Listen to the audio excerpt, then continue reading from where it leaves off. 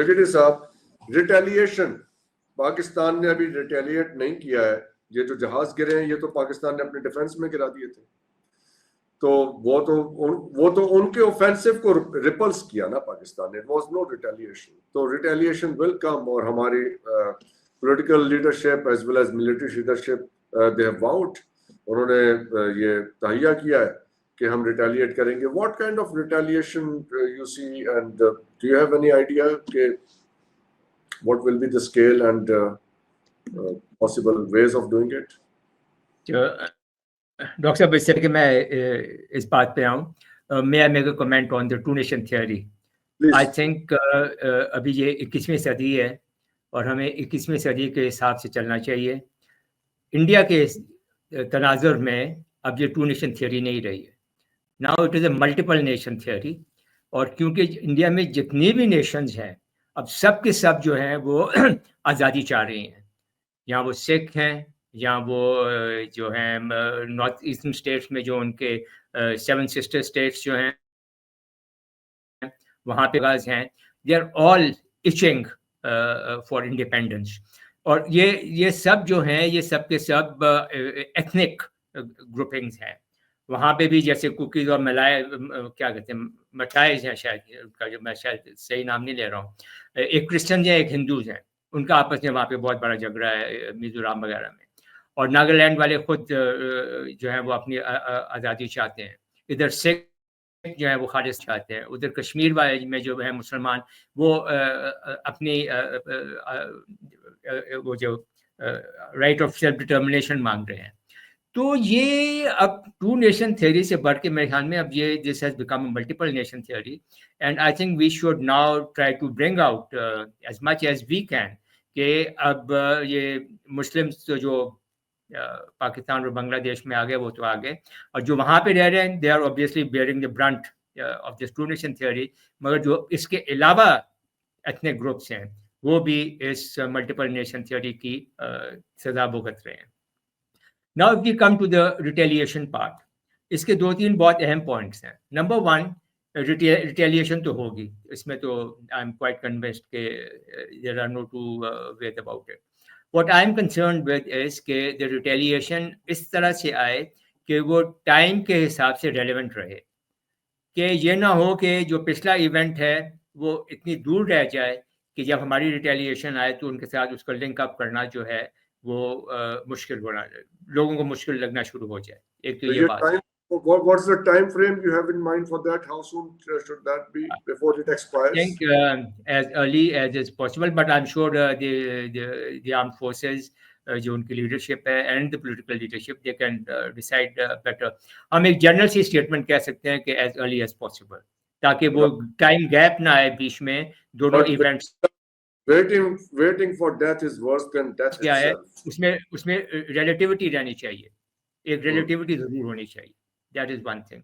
दूसरा जो अब मुझे लग रहा है कि हिंदुस्तान जो है it is the strategic ally of the US, ये सब जानते हैं, और वो यूएस लेड वेस्ट जो है उनका भी काफ़ी शहीद है फॉर वट एवर रीजन, आप छोड़ दें इकोनॉमी और market and all that stuff.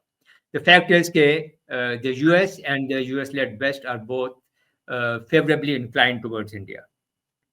अब उनका जो फेवरेट प्रोटेजी है साउथ एशिया में वो फंसा हुआ है, तो probably they will now try to wriggle away, find a way in which through which India can wriggle out of this mess that they have themselves created.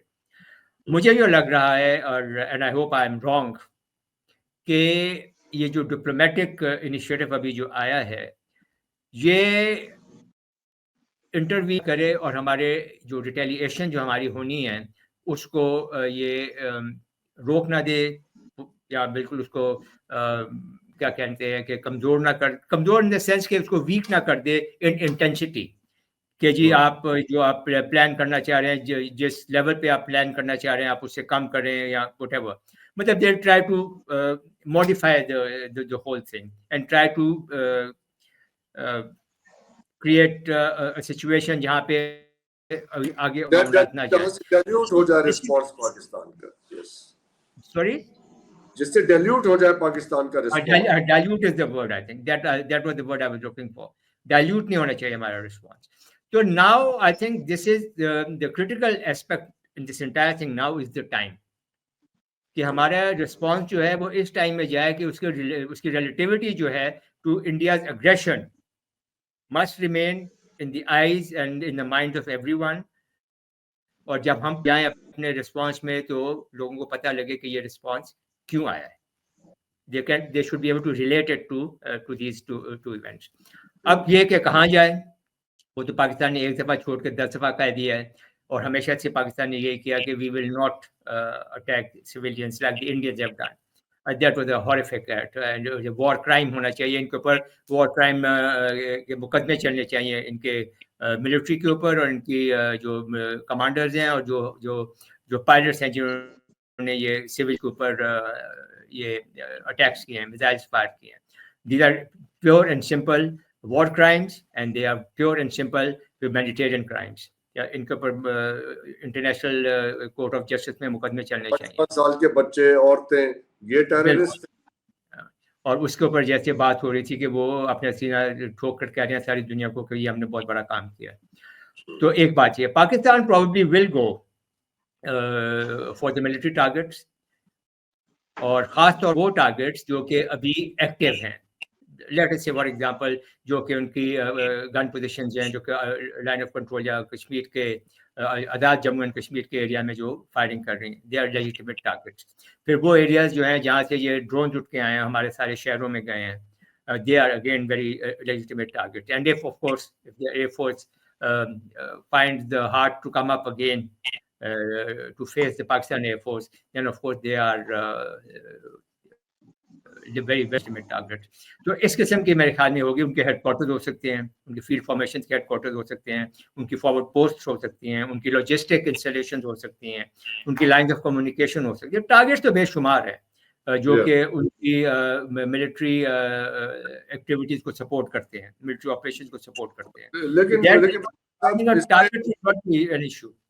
While choosing the target, ये जिसे हम उर्दू में कहते हैं एहतमाम हुज्जत, यानी for the sake of it, और एक target ऐसा होता है that really inflicts pain and it hurts.